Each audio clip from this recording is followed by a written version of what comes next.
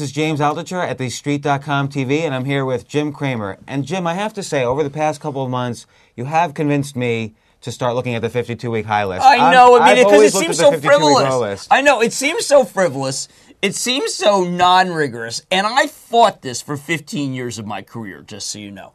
But finally I decided that as a voting machine, you can't lick the 52-week high, and they do not get there for no reason. There's always the fear, though, am I the last guy to sort of then I go back to what Lee there? Cooperman taught me when Lee Cooperman ran the research department in the early 80s at Goldman. Establish a position, then wait for that 5 to 8% pullback, and then just go in big. So establish a position to keep track, wait for the 5 to 8, the market coming down, move.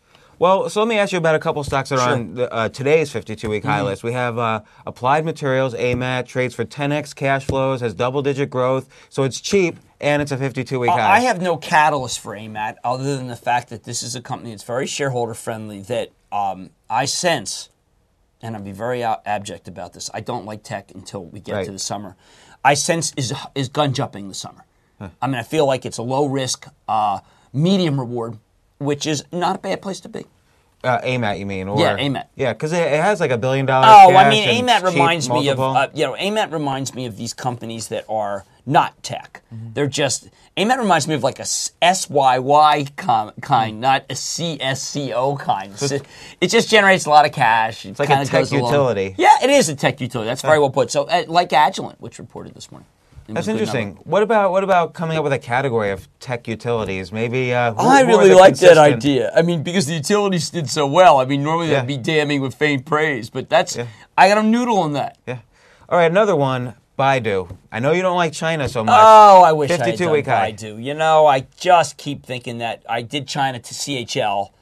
China Mobile, which is very good. Yeah. And then I was looking at the Chinese companies that yield well on Stock Picker the other day.